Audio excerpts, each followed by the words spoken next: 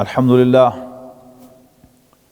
نحمدہ ونستعینہ ونستغفرہ ونؤمن بہ ونتوکل علیہ ونعوذ باللہ من شرور انفسنا ومن سیئات اعمالنا من یہدہ اللہ فلا مضل لہ ومن یضللہ فلا ہادی لہ ونشہد ان لا الہ الا اللہ وحدہ لا شریک لہ ونشہد ان سیدنا محمدا عبدہ ورسولہ ارسلہ بالہدی ودین الحق لیظہرہ علی الدین کلہ وکفی باللہ شہیدا فصلی اللہ علیہ وسلم تسلیما کثیرا کثیرا اما بعد فاعوذ باللہ من الشیطان الرجیم بسم اللہ الرحمن الرحیم لقد کان لکم فی رسول اللہ اسوۃ حسنہ وقال عز وجل مثل الذین حملوا التوراۃ ثم لم يحملوها كمثل الحمار يحمل أسفارا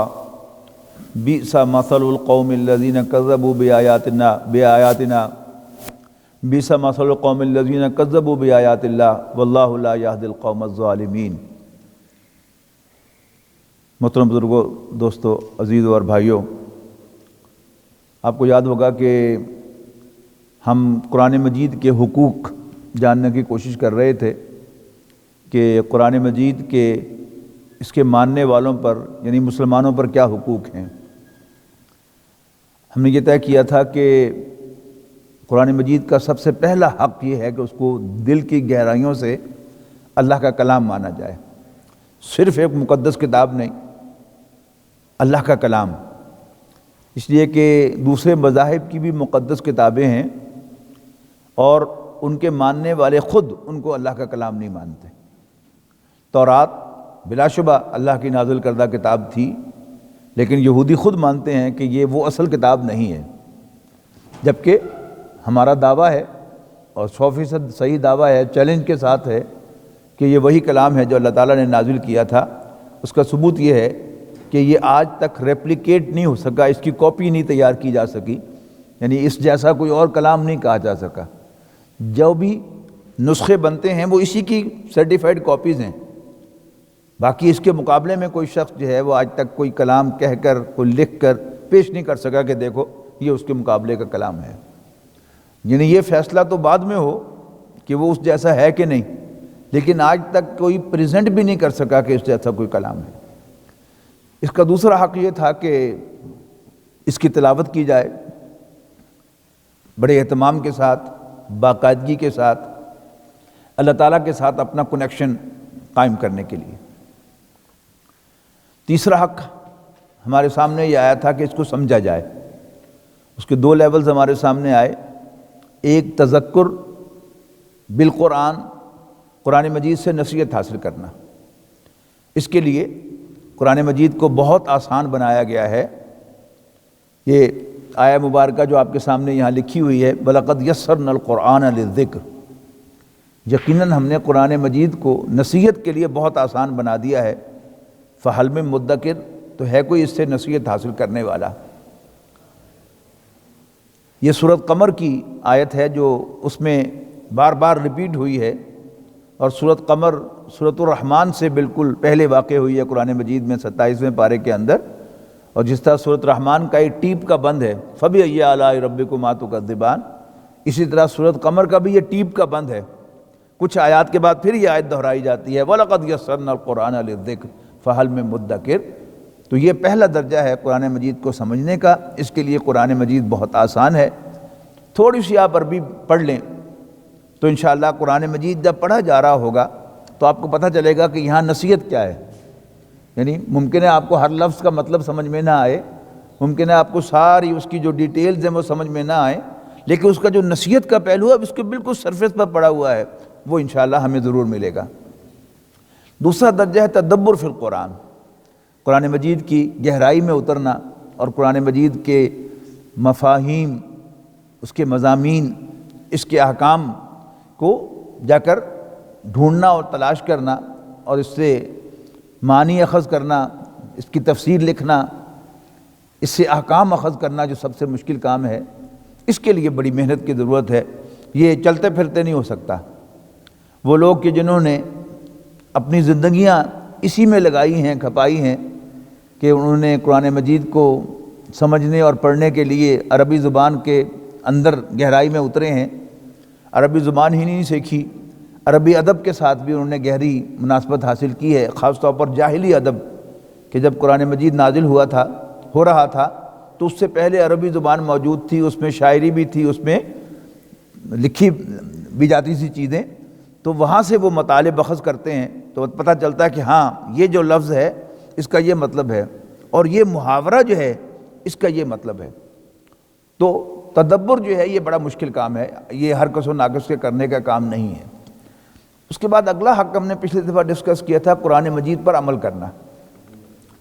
اس کے سلسلے میں نے عرض کیا تھا کہ قرآن مجید پر عمل کرنا، اس کے لیے نبی اکرم صلی اللہ علیہ وسلم نے ہمارے سامنے ایک نمونہ جو ہے وہ رکھ دیا ہے، اور وہ نمونہ ہم تک پہنچا ہے کئی سورسز سے، جن میں موٹی موٹی سورسز جو ہیں وہ حدیث، تعامل صحابہ اور سیرت النبی ہے۔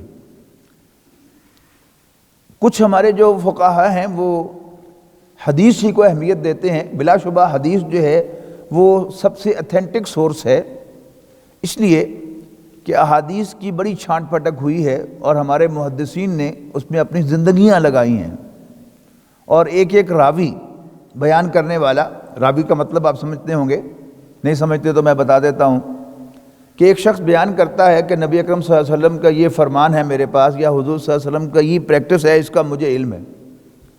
تو محدث اس سے پوچھتا تھا کہ تمہیں کیسے پتہ چلا؟ اس لیے کہ احادیث جو ہیں یہ کمپائل ہوئی ہیں 250 سال کے بعد۔ وہ بتاتا تھا کہ میں نے فلاں سے سنی ہے، پھر وہ اس کے علاقے میں جاتے تھے، اگر وہ زندہ ہو تو اس سے ملتے تھے اور اس سے پوچھتے تھے کہ ہاں بھئی فلاں کہہ رہا ہے کہ تم نے یہ حدیث بیان کی ہے یا رسول اللہ صلی اللہ علیہ وسلم کی اس پریکٹس کو بیان کیا ہے واقعی؟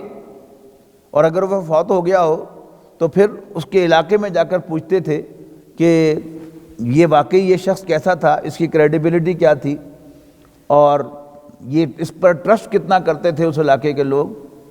پھر یہ بھی ثابت کرنے کی کوشش کی ہے، تحقیق کرنے کی کوشش کی ہے بعض محدثین نے کہ ان دونوں کی ملاقات بھی ثابت ہے کہ نہیں۔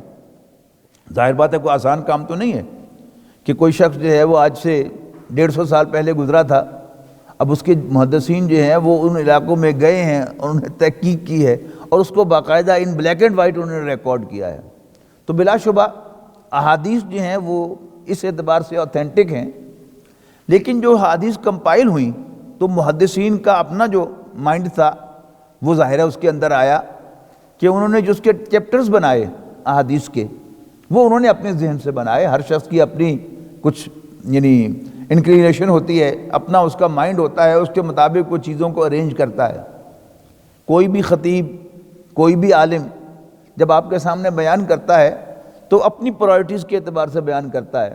دین تو بہت بڑا ہے، اس کے علوم بے شمار ہیں، لیکن ہر عالم جو ہے، ہر خطیب، ہر جو بھی بیان کرنے والا ہے وہ سمجھتا ہے کہ یہ چیز جو ہے یہ بڑی امپورٹنٹ ہے، سب سے پہلے یہ بیان ہونی چاہیے، سب سے زیادہ اس پر ایمفیسس ہونا چاہیے۔ تو اس میں ظاہر بات ہے کہ یہ سبجیکٹیوٹی جو ہے محدث کی وہ اس میں آتی ہے، اور یہی چیز ہم دیکھتے ہیں کہ جب یہ حدیث کمپائل ہوئیں اس وقت جب اسلام غالب تھا، خلافت قائم تھی، تو وہاں اب نئے سرے سے خلافت قائم کرنے یا اللہ کے دین کو غالب کرنے کا کوئی کام نہیں تھا، لہذا ایک عام مسلمان کے لیے جو کرنے کے کام تھے اس کے اعتبار سے احادیث کو کمپائل کیا گیا ہے۔ اور میں نے عرض کیا تھا کہ اکثر احادیث کی کتابیں نماز سے شروع ہوتی ہیں، ان میں سب سے پہلے کتاب الصلاۃ ہے، اس لیے کہ مسلمان کے سب سے اہم کام مسلمان کا کیا ہے، وہ صلاۃ ہے۔ اس میں بھی ہمارے جو کچھ ماڈرن ذہن کے رکھنے والے لوگ ہیں وہ ذرا اس کو بھی ذرا ترچھی نگاہ سے دیکھتے ہیں کہ یہ اصل چیز اخلاق ہے۔ یہ بات سمجھ لیجئے اچھی طرح، سچ بولنا، کسی کو دھوکہ نہ دینا، اچھے اخلاق سے پیش آنا اور ایک اچھی پرسنالٹی ہونا، یہ تو آپ کو ہر جگہ ملے گا۔ آپ کوئی بھی مذہب دیکھ لیں، کوئی بھی معاشرہ دیکھ لیں، اس میں ان اخلاقیات کو ہمیشہ قدر کی نگاہ سے دیکھا جائے گا، اور ہر معاشرے کے کچھ لوگ ایسے ضرور ہوں گے کہ جو با اخلاق بھی ہوں گے، دیانتدار بھی ہوں گے، سچ بولنے والے بھی ہوں گے، تو یہ تو ہر مذہب میں ہے۔ لیکن مومن کی پہچان جو ہے وہ یاد رکھیے گا، وہ 5 وقت کی نماز ہے۔ اگر آپ کسی غیر مسلم معاشرے میں رہتے ہیں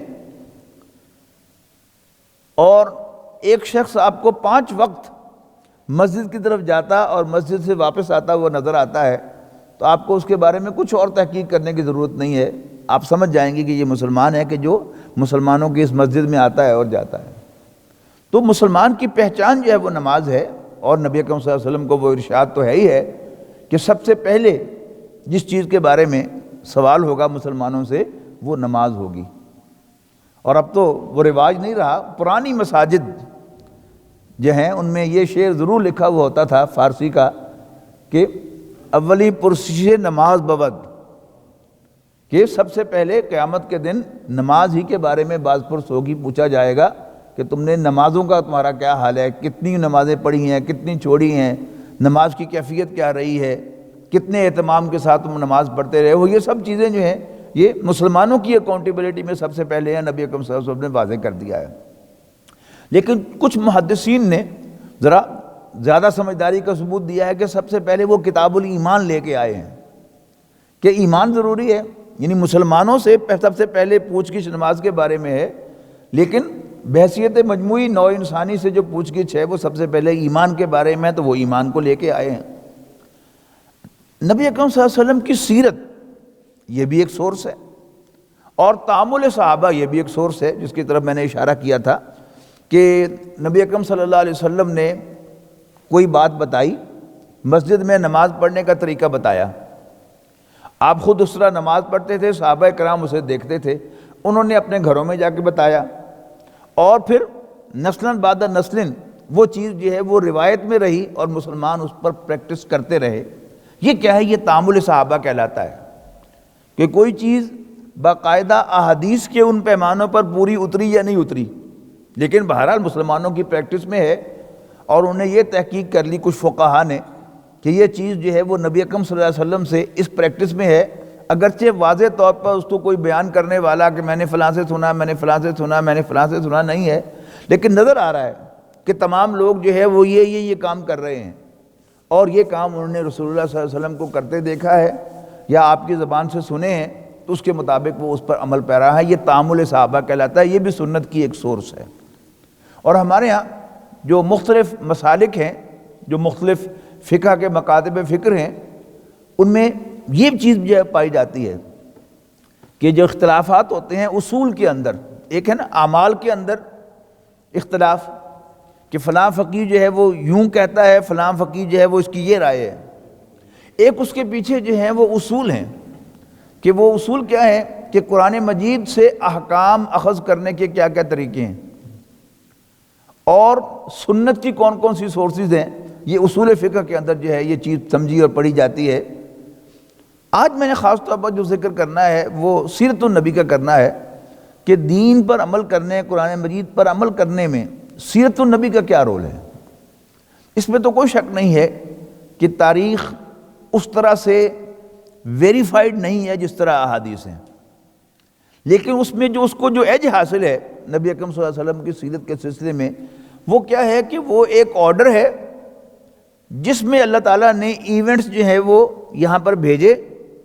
نبی اکرم صلی اللہ علیہ وسلم کی پیدائش ہوئی، اب احادیث میں کوئی چیز جو ہے وہ خواہ کسی اور چیپٹر میں کہیں اس کے 110ویں پیج پر ہو، لیکن سیرت النبی میں سب سے پہلا کام کیا ہوا کہ نبی اکرم صلی اللہ علیہ وسلم عام الفیل میں پیدا ہوئے۔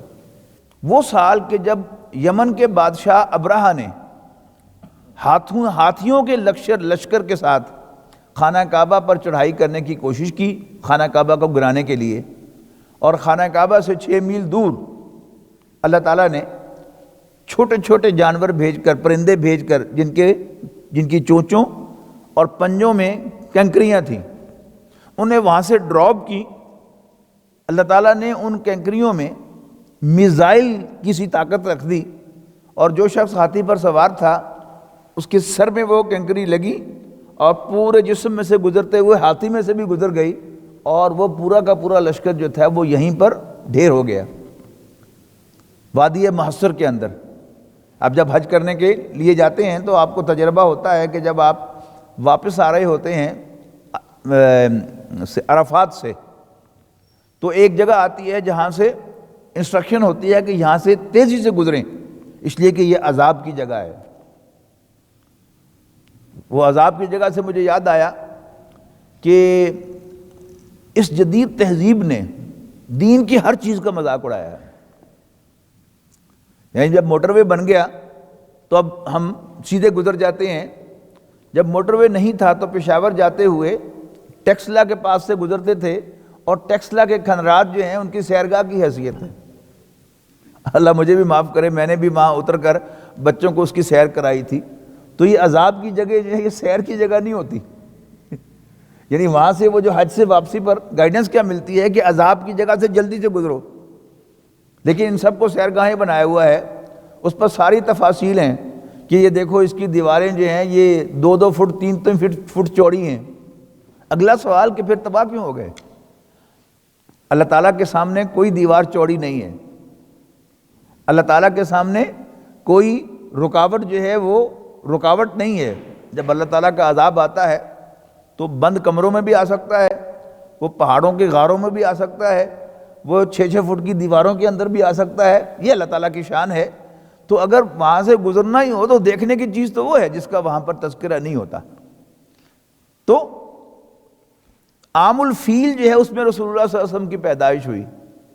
اب کوئی مورخ جو ہے وہ اس واقعے کو آگے نہیں لے جا سکتا، یہ واقعہ یہیں پر رہے گا، یہاں سے نبی اکرم صلی اللہ علیہ وسلم کی پیدائش ہوئی۔ اور پیدائش کے بعد کیا کیا واقعات پیش آئے، ان میں روایات کا تھوڑا بہت اختلاف ہو سکتا ہے، لیکن ایک حد سے زیادہ تو اختلاف نہیں ہو سکتا کہ نبی اکرم صلی اللہ علیہ وسلم نے اپنی حیات طیبہ کے ابتدائی 5 سال دائی حلیمہ کے پاس گزارے ہیں۔ کوئی مورخ یہ تو نہیں لکھ سکتا کہ آپ 12 سال کی عمر میں دائی حلیمہ کے پاس گئے تھے۔ وہ 5 سال وہی ہیں جو آپ کی حیات طیبہ کے پہلے 5 سال ہیں۔ پھر 1 سال اپنی والدہ کے سپرویژن میں گزارا ہے، وہ وہی سال ہے 6واں سال، اور 6 سال کی عمر میں والدہ کا انتقال ہوا ہے۔ اور اس کے بعد پھر آپ کے دادا عبد المطلب نے آپ کو ڈائریکٹ سپروائز کرنا شروع کیا ہے، اور 8 سال کی عمر میں ان کا بھی انتقال ہوا ہے۔ اور اس کے بعد یعنی 8 سال کی عمر سے لے کر 50 سال کی عمر تک ابو طالب خاندان بنو ہاشم کا سربراہ رہا، اور نبی اکرم صلی اللہ علیہ وسلم کو اسی کی پروٹیکشن حاصل ہوئی۔ اب کسی کو ابو طالب اچھا لگتا ہو یا برا لگتا ہو، تاریخی اعتبار سے اس کو نکالا نہیں جا سکتا۔ یعنی اگر کسی محدث کو اچھا نہیں لگتا تو وہ اس کا تذکرہ کرنا پسند نہیں کرے گا، یا اس کے بارے میں ذرا زیادہ کریٹیکل ہوگا اور اس کے معیار پر وہ احادیث پوری نہیں اتریں گی تو وہ اس کو نہیں کرے گا، لیکن مورخ جو ہے وہ اس کو نکال نہیں سکتا۔ یہ ایک بڑی اہم بات ہے۔ آپ کی حیات طیبہ کے واقعات جس وقت ہوئے اور جس سیکوینس کے ساتھ ہوئے، وہ سب کے سب جو ہیں وہ امپورٹنٹ ہیں۔ اگر ہمیں نبی اکرم صلی اللہ علیہ وسلم کی حیات طیبہ کو اپنے لیے نمونہ بنانا ہے تو پھر ہمیں وہ سارا آرڈر جو ہے کہ کس آرڈر میں کس ترتیب میں وہ واقعات پیش آئے ان کو بھی رجسٹر کرنا ہوگا اپنے ذہن کے اندر، اور پھر اس سے بھی ہمیں رہنمائی حاصل کرنی ہوگی، اور وہ بڑی زبردست رہنمائی ہے۔ نبی اکرم صلی اللہ علیہ وسلم ایک مذہبی رہنما تو تھے ہی تھے، اس میں کوئی شک نہیں کہ مذہب کی سب سے نمایاں بات کیا ہوتی ہے کہ وہ ایک بڑی ہستی کے بارے میں ایمان پیدا کرتا ہے۔ تو اللہ تعالیٰ جو سب بڑوں سے بڑا ہے اس پہ ایمان کی دعوت دی، نبی اکرم صلی اللہ علیہ وسلم نے اس کو ماننے کی دعوت دی، اس کو اپنا رب تسلیم کرنے کی دعوت دی۔ یہ تو سب مذاہب کے اندر ہے، اور ہمارے ہاں نماز، روزہ، حج، زکوٰۃ ہے۔ ہر مذہب کے اندر آپ کو کوئی نہ کوئی عبادات ملیں گی، موڈز آف ورشپ ملیں گے۔ نبی اکرم صلی اللہ علیہ وسلم کی بہت نمایاں حیثیت تمام مذہبی لیڈرز میں سے بھی اور تمام سیاسی لیڈرز جو ہیں دنیا میں گزرے ہیں ان سب میں ایک نمایاں حیثیت ہے۔ مذہبی اعتبار سے آپ نے یعنی جو عبادات کا کوڈ دیا ہے وہ ان میچڈ ہے، کسی اور مذہب کے اندر اتنا جامع کوڈ نہیں ہے۔ دن میں 5 مرتبہ اللہ تعالیٰ کے سامنے حاضر ہو کر یاد کرنا کہ تو میرا رب ہے، میں تیرا بندہ ہوں، کسی اور مذہب میں نہیں۔ پھر روزے جو ہیں یہ آپ کو مل جائیں گے، عیسائیوں کے ہاں، یہودیوں کے ہاں بھی مل جائیں گے، لیکن یہ 5 وقت کی نماز جو ہے یہ آپ کو اور کہیں نہیں ملے گی، اور اس اہتمام کے ساتھ نہیں ملے گی۔ اگر ہے بھی صحیح، آج کے اس گئے گزرے دور میں نمازیوں کی تعداد بہت کم ہو گئی، عام بازاروں میں، دفاتر میں اکا دکا لوگ جو ہیں وہ نماز پڑھتے ہیں، لیکن اس کے باوجود آپ ایک بات نوٹ کیجئے گا کہ مسلمانوں کے اندر نماز غائب نہیں ہو سکی، موجود ہے۔ تھوڑے لوگ پڑھیں، زیادہ لوگ پڑھیں، مسلمان کی پہچان بہرحال نمازی ہے۔ پھر حج جیسی عبادت تو کسی اور دین میں نہیں ہے، اور زکوٰۃ کا جو نظام نبی اکرم صلی اللہ علیہ وسلم نے قائم فرمایا قرآن مجید کی روشنی میں، یہ بھی کسی اور مذہب میں شاید ہو، لیکن جس اہتمام کے ساتھ ہمارے دین کے اندر ہے اور وہ کہیں نہیں ہے۔ تو نماز، روزہ، حج، زکوٰۃ یہ کیا ہیں؟ یہ مذہبی آسپیکٹس ہیں۔ نبی اکرم صلی اللہ علیہ وسلم کی جو دوسری حیثیت ہے کہ آپ ایک سیاسی رہنما تھے، اس میں بھی آپ کا کوئی میچ نہیں ہے۔ نبی اکرم صلی اللہ علیہ وسلم پر وحی کا آغاز ہوا 40 سال کی عمر میں، اور پہلے 3 سال نبی اکرم صلی اللہ علیہ وسلم نے سر عام دعوت نہیں دی۔ نوٹ کیجئے، 3 سال اور نکل گئے تو گویا 43 سال کی عمر میں نبی اکرم صلی اللہ علیہ وسلم نے اپنی دعوت کا اعلان کیا ہے۔ جب آپ کوئی صفحہ پر چڑھے ہیں اور آپ نے نعرہ لگایا ہے وا صباحا، ہائے وہ صبح جو آنے والی ہے۔ یہ مکے کا عام دستور تھا کہ جب کسی نے کوئی اہم بات بتانی ہوتی تھی تو وہ کسی اونچے مقام پر چڑھ کر اپنے کپڑے پھاڑ دیتا تھا تاکہ لوگوں کی توجہ کا مرکز بن جائے، اور یہ نعرہ لگاتا تھا۔ تو نبی اکرم صلی اللہ علیہ وسلم نے جو اس کا ولگر پہلو تھا کپڑے پھاڑنے والا، اس کو مائنس کر دیا، لیکن 2 کام کیے۔ آپ کوہ صفا پر چڑھے اور وہاں پر انہوں نے وہی نعرہ جو سب لوگ لگاتے تھے وا صباحا وہ لگایا۔ لوگ اکٹھے ہوئے تو آپ نے ان کے سامنے اپنا تعارف کروایا کہ اللہ تعالیٰ نے مجھے اپنا رسول بنایا ہے، اور میں تمہیں خبر دیتا ہوں۔ جو سب سے اہم خبر آپ نے کیا دی؟ اس لیے کہ مکے کے لوگ اللہ تعالیٰ کو جانتے اور پہچانتے تھے، کئی دفعہ تذکرہ ہوا ہے۔ آپ نے جو اصل بات کہی سب سے امپورٹنٹ وہ کیا تھی کہ یہ زندگی کل زندگی نہیں ہے، تم مرنے کے بعد دوبارہ زندہ کیے جاؤ گے اور اپنے رب کے سامنے پیش کیے جاؤ گے۔ 43 سال کی عمر میں سے آپ نے سر عام دعوت دی، اور 63 برس کی عمر میں آپ کا وصال ہو گیا۔ آپ کی وصال سے 2.5 سال پہلے مکہ مکرمہ فتح ہو گیا۔ اب آپ اندازہ لگائیے کہ آپ کے یہ سارا کا سارا کام جو ہے وہ کتنے سالوں میں ہوا، یعنی 20 میں سے بھی آپ 2.5 سال نکال دیں تو یوں سمجھیے کہ 17.5 سال میں نبی اکرم صلی اللہ علیہ وسلم نے مکہ مکرمہ فتح کر لیا، جس کا کوئی تصور نہیں کیا جا سکتا۔ اس کو ہم کہنے کو بڑے آرام سے کہہ سکتے ہیں کہ یہ ایک معجزانہ چیز تھی، بڑا اچھا لفظ لگتا ہے کہ معجزانہ طور پر ہو گیا، لیکن ایک بات جو ہے وہ نبی اکرم صلی اللہ علیہ وسلم کی سیرت کے بارے میں ہمیشہ یاد رکھنی چاہیے کہ اللہ تعالیٰ نے جو گریجولی دین اتارا ہے، حضرت آدم علیہ السلام سے لے کر حضرت نوح علیہ السلام، ہود علیہ السلام، صالح علیہ السلام، پھر حضرت ابراہیم علیہ السلام، لوط علیہ السلام، شعیب علیہ السلام، موسیٰ علیہ السلام، عیسیٰ علیہ السلام، اور پھر بالآخر حضرت محمد مصطفیٰ صلی اللہ علیہ وسلم۔ جس میں آپ کو ایک گریجول ترتیب ملتی ہے کہ آہستہ آہستہ جو ہے وہ دین کی دعوت جو ہے وہ پھیل رہی ہے، دین کی روشنی میں اضافہ ہو رہا ہے۔ روشنی کا فنکشن کیا ہوتا ہے؟ راستہ دکھانا۔ اندھیرا ہو جائے بالکل تو ہم ایک دوسرے سے ٹکرائیں گے، اس دروازے تک ہم نہیں جا سکیں گے بغیر ٹکرائے۔ تو روشنی کا فنکشن کیا ہے؟ راستہ دکھانا۔ تو پہلے اللہ تعالیٰ نے ایک چراغ روشن کیا، موٹی موٹی باتیں جو ہیں وہ نازل کی، پھر وہ بلب بنا، پھر اس کے بعد پھر وہ سرچ لائٹ بنا، اور نبی اکرم صلی اللہ علیہ وسلم بجا طور پر آفتاب رسالت یا خورشید رسالت کہلاتے ہیں، یعنی رسالت کا سورج۔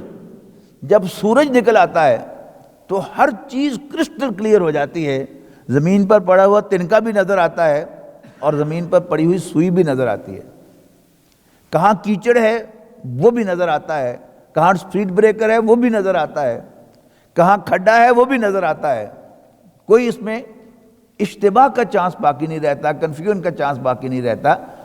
تو نبی اکرم صلی اللہ علیہ وسلم پر اللہ تعالیٰ نے جو دین مکمل فرمایا ہے، اس کا ایک بہت اہم پہلو یہ ہے کہ نبی اکرم صلی اللہ علیہ وسلم کو اللہ تعالیٰ نے وہ ساری جد و جہد جس کے نتیجے میں آپ نے 17.5 سال میں مکہ مکرمہ کو فتح کر لیا، وہ ساری جد و جہد زمینی جد و جہد ہے، قدم بقدم قدم بقدم۔ حضرت نوح علیہ السلام کی قوم نے انکار کیا تو ایک غیر معمولی کام ہوا، اتنی بارش اور زمین سے بھی پانی نکل آیا، یہ ہوتا نہیں عام طور پر۔ تو یہ کیا تھا؟ یہ اللہ کا خاص امر تھا، ان یوزول بات تھی کہ دیکھتے ہی دیکھتے وہ پوری کی پوری قوم جو تھی، انکار کرنے والے سب کے سب اللہ تعالیٰ نے مار دیے۔ حضرت ہود علیہ السلام، ایک تیز آندھی آئی اور ایسے اس کو لوگوں کو اٹھا کر اس نے پھینکا جیسے سوکھے تنے ہوں کہ جو اڑ گئے۔ اور آندھی آن ریکارڈ ہے، آپ دیکھیں گے جا کے نیٹ پر جا کے دیکھیں گے تو آن ریکارڈ آندھیوں نے ٹریکٹر کو بھی ایک جزیرے سے اٹھا کر دوسرے جزیرے میں پھینکا ہوا ہے۔ تو اللہ تعالیٰ کے لیے کیا مشکل ہے؟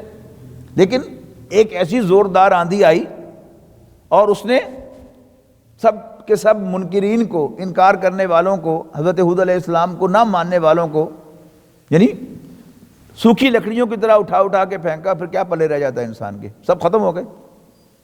اسی طرح قوم صالح، قوم سمود، حضرت صالح علیہ السلام کا انکار کرنے والی، حضرت لوط کا انکار کرنے والی قوم، فرشتے آئے اور انہوں نے اس بستی کو اٹھایا اور اوپر جا کر یوں پٹک دیا، اپ سائڈ ڈاؤن۔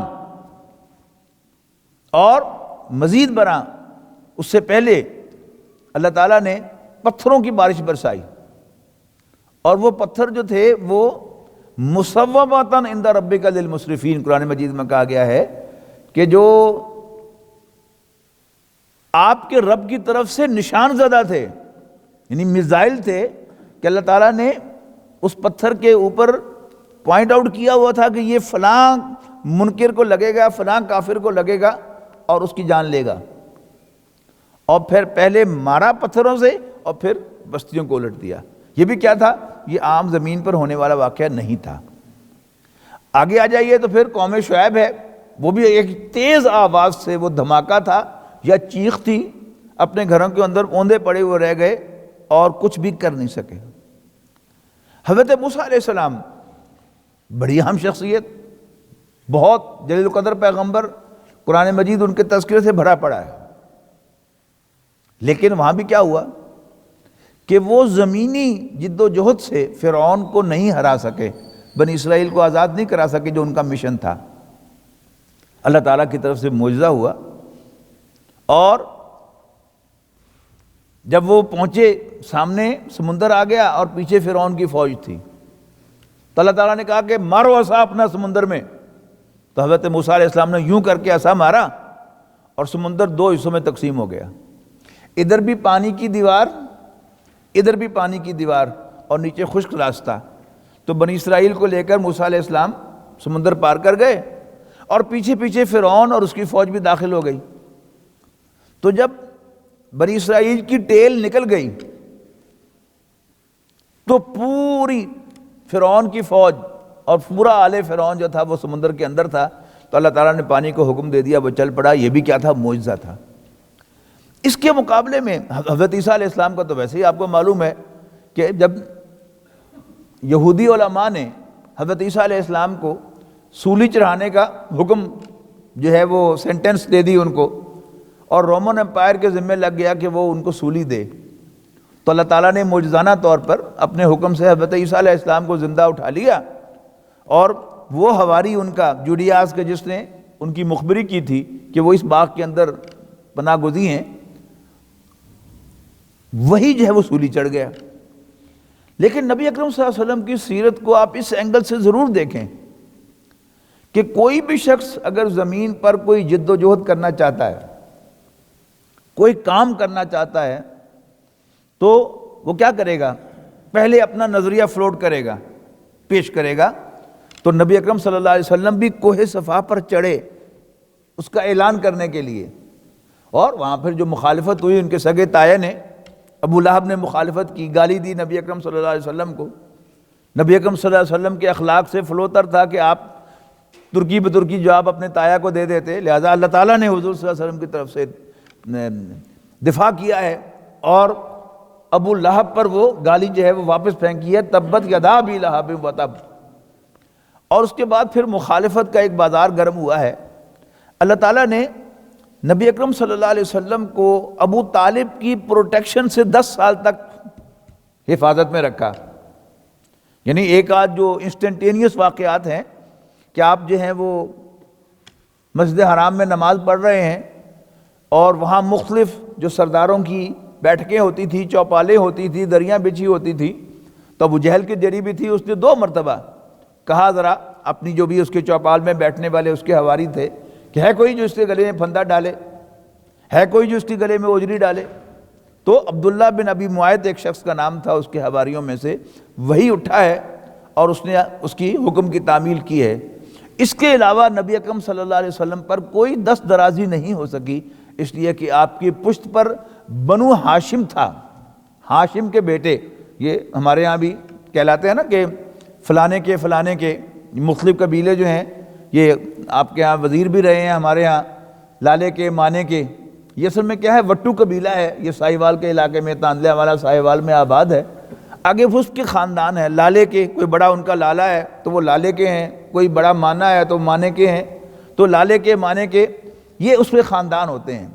تو قبیلہ وہاں پر مکہ مکرمہ میں قریش تھا، اور اس میں خاندان تھے بنی مروان کے، بنو امیہ کے، بنو ہاشم کے۔ تو رسول اللہ صلی اللہ علیہ وسلم کا خاندان بنو ہاشم تھا، ہاشم کے بیٹے، اور اس خاندان کا سربراہ فائنلی بنا ابو طالب۔ وہ ایک آئیڈیل سربراہ خاندان ثابت ہوا، اور اس نے کہا کہ خبردار سٹ بڑے نو ہاتھ لایا تھا۔ اور جب تک وہ زندہ رہا، قریش نبی اکرم صلی اللہ علیہ وسلم پر دست درازی نہیں کر سکے، اسی سے مطالبہ کرتے رہے کہ اس کو ہمارے حوالے کر دو، اس کو ہمارے حوالے کر دو۔ تو اس نے آخری دم تک نبی اکرم صلی اللہ علیہ وسلم کو اس کے حوالے نہیں کیا۔ اس کی وفات سے چند دن پہلے قریش کا ایک وفد آیا تھا، ہائی پاور ڈیلیگیشن ان کا، کہ پوچھو بھتیجے سے کیا مانگتا ہے، دولت چاہیے،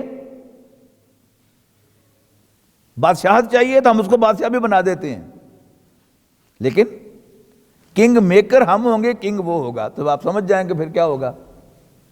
اور جوانی میں اس نے ایک بوڑھی عورت سے شادی کر لی تھی، کوئی حسرت ہے تو بتائے کس عورت سے شادی کرنی ہے، ہم وہ بھی کرتے تھے۔ تو نبی اکرم صلی اللہ علیہ وسلم کی آنکھوں میں آنسو آ گئے جب چچا نے آ کر پیغام دیا نبی اکرم صلی اللہ علیہ وسلم کو۔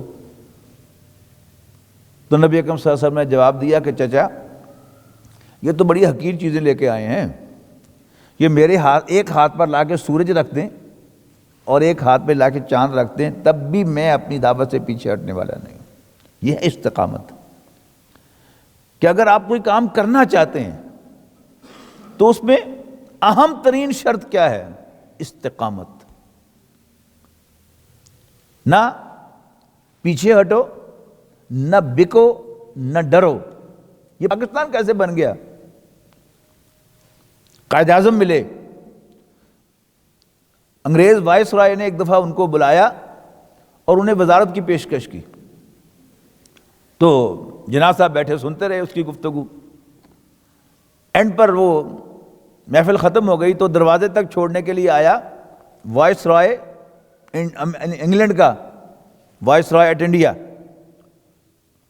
تو اس نے بس ہاتھ بڑھایا سلام کرنے کے لیے، تو قائد اعظم نے بغیر اس کے ساتھ ہاتھ ملائے یوں منہ موڑ کر چل پڑے اور پیچھے مڑ کر کہا do you think I am پرچیزیبل؟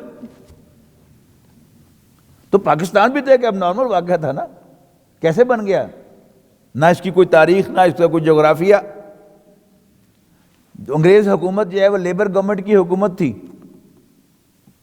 Labour government ہمیشہ جو ہے وہ پرو ہندو رہی، کنزرویٹو جو ہے کسی درجے میں مسلمانوں کے کا ساتھ دیا کرتے تھے، لیکن یہ سب کچھ ہوا۔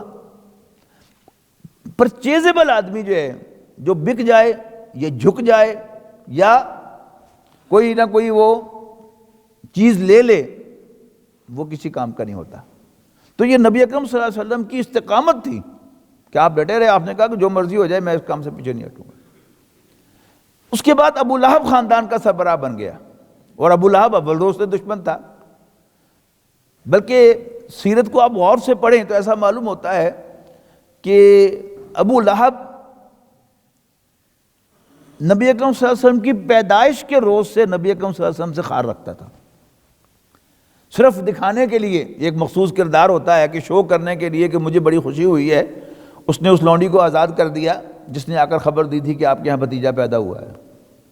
ورنہ میرا خیال یہ ہے کہ چونکہ نبی اکرم صلی اللہ علیہ وسلم کے والد عبداللہ بہت ہینڈسم بھی تھے اور وہ ذبی بھی تھے، کہ جو عبد المطلب نے منت مانی تھی کہ اگر مجھے 10 بیٹے اللہ نے دیے تو میں ایک جو ہے وہ کعبے کے جا کر ذبح کروں گا، تو 11 بیٹے ہو گئے۔ تو کسی نے یاد دلایا یا اس کو خود یاد آ گیا تو اس نے قرہ ڈالا، وہ قرہ عبداللہ کے نام نکلا، لہذا اس نے بازو پکڑا عبد المطلب نے عبداللہ کا، اور ایک ہاتھ میں چھری پکڑی اور چلے ذبح کرنے کے لیے۔ تو ابو طالب نے روکا کہ ابا جی یہ کم نہ کرو۔ انہوں نے کہا پھر کیا کروں، میں نے منت مانی ہوئی ہے۔ تو اس نے کہا کہ مشورہ کر لو کسی سے۔ تو ایک کاہنہ عورت تھی، اس سے کنسلٹ کیا عبد المطلب نے، تو اس نے کہا کہ ہاں ٹھیک ہے، تم 10 اونٹ ورسز عبداللہ قرہ ڈال دو، اگر 10 اونٹوں کا قرہ نکل آئے تو بس ٹھیک ہے 10 اونٹ ذبح کر دو، اگر عبداللہ کا نام نکلے تو پھر 20 ورسز عبداللہ کرو، پھر 30 ورسز عبداللہ کرو، ہوتے ہوتے 100 ورسز عبداللہ آیا جب، تو پھر 100 اونٹوں کا قرہ نکل آیا، تو اس نے 100 اونٹ ذبح کیے تھے عبد المطلب نے عبداللہ کی بجائے۔ تو یوں عبداللہ بھی ذبی قرار پائے، جیسے جد امجد حضرت اسماعیل علیہ السلام ذبی تھے، تو نبی اکرم صلی اللہ علیہ وسلم 2 ذبیوں کی اولاد تھے۔ تو وہ جو ایک خاندانی جیلسی ہوتی ہے اس کا مظہر تھا کہ اول روز سے نبی اکرم صلی اللہ علیہ وسلم یعنی ینگ محمد بن عبداللہ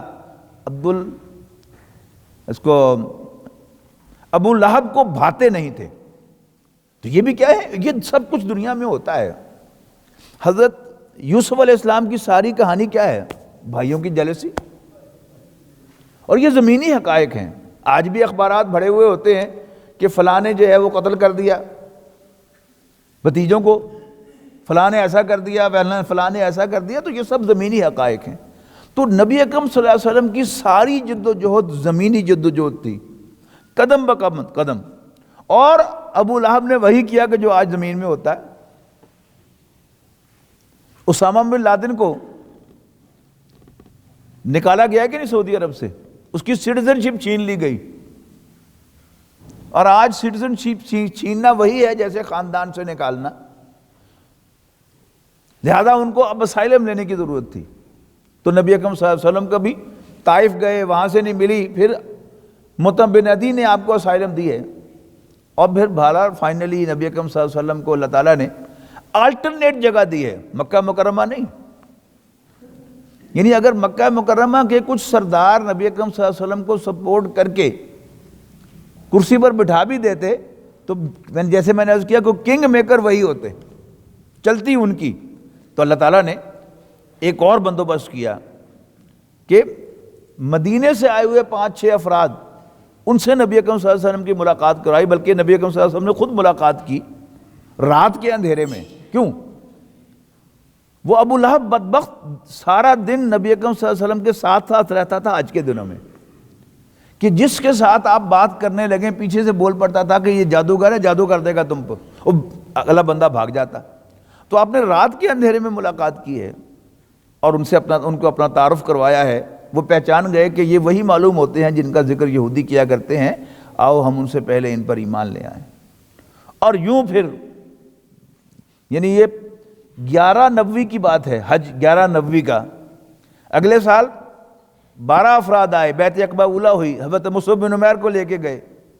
اگلے سال 75 افراد آئے ہیں، اور نبی اکرم صلی اللہ علیہ وسلم کے لیے ایک بڑی زبردست آفر لے کے آئے ہیں کہ اللہ کے رسول، آپ کے خاندان والوں نے آپ کو ڈس اون کر دیا ہے، آئیے ہمارے پاس تشریف لے آئیے، ہم اسی طرح آپ کی حفاظت کریں گے جیسے اپنے خاندان میں پیدا ہونے والے بچوں کی حفاظت کرتے ہیں۔ ایسا ہوتا ہے نا زمین پر، پناہ دی جاتی ہے. ابھی میں نے مثال دی اسامہ بن لادن کی، تو پہلے پناہ دی سوڈان نے اور پھر پناہ دی طالبان نے. تو یہ دنیا میں سب کچھ ہوتا ہے. تو یہ سارا کا سارا نبی اکرم صلی اللہ علیہ وسلم کی سیرت اس اعتبار سے بڑی عجیب چیز ہے، ایک پوری کھلی کتاب ہے. اگر کچھ کرنا چاہتے ہو تو یہ ہے راستہ. اور نبی اکرم صلی اللہ علیہ وسلم نے واقعتاً اس راستے پر چل کر اللہ کا دین غالب کر کے دکھا دیا. اور جیسا کہ میں نے ابھی کیلکولیٹ کر کے آپ کو بتایا کہ اگر آپ پہلی وحی سے لے لیں تو کل 21 قمری سالوں میں اللہ کا دین غالب ہو گیا.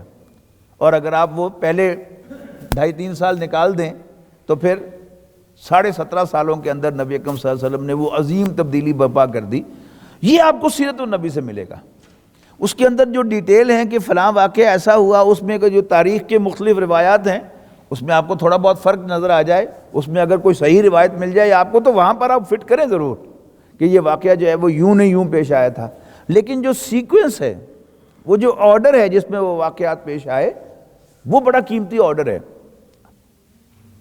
اللہ تعالیٰ وقتاً فوقتاً لوگوں کے دلوں میں، بہت سے لوگ ہیں کہ جن کے دلوں میں جوش اٹھا، ولولہ اٹھا، جذبہ پیدا ہوا کہ ہم بھی اللہ کے دین کو غالب کرنے کی جدوجہد کریں، لیکن انہوں نے سیرت النبی کو اس طرح اپنے سامنے نہیں رکھا. اپنے خیال سے انہوں نے کوئی راستہ جو ہے وہ اختیار کیا ہے، تو ظاہر بات ہے کہ اس کا یہی کچھ ہونا تھا جو عام دنیا میں تحریکوں کا حشر ہوا کرتا ہے. جب تک ہم سیرت النبی کو اپنے لیے مشعل راہ نہیں بنائیں گے، صرف بیان دینے کی حد تک نہیں، واقعتاً مشعل راہ، جیسے میں نے مثال دی کہ اندھیرا ہو جائے گا تو ہم دروازے تک نہیں جا سکے، ایک دوسرے سے ٹکرائیں گے. روشنی ہوگی تو پتہ چلے گا کہ یہ ایک دروازہ ادھر ہے، پیچھے بہت سے دروازے ہیں، پھر یہ سیڑھیاں نیچے جاتی ہیں، ایک ادھر وضو کی جگہ پر راستہ جاتا ہے، یہ سب کچھ جو ہے وہ نظر آئے گا. تو سیرت النبی کو مشعل راہ بنانا اجتماعی جدوجہد کے لیے یہ بڑا ضروری ہے. اپنی انفرادی جدوجہد کے لیے احادیث، تعامل صحابہ سے جو کچھ مل رہا ہے وہ ریکارڈ میں ہے، اس سے استفادہ کیا جا سکتا ہے. لیکن اجتماعیت کے اعتبار سے نبی اکرم صلی اللہ علیہ وسلم کی سیرت، آرڈر وہاں سے لیجئے تفاصیل میں، جو بہتر سے بہتر روایت زیادہ تحقیق کے ساتھ مل جائے اس کو آپ اختیار کر سکتے ہیں. اللہ تعالیٰ سے دعا ہے کہ اللہ تعالیٰ ہمیں نبی اکرم صلی اللہ علیہ وسلم کی سیرت کو پڑھنے کی توفیق عطا فرمائے اور پھر اس کے مطابق اپنی زندگی کا لائحہ عمل بنانے کی توفیق عطا فرمائے. آخر دعوانا ان الحمدللہ رب العالمین.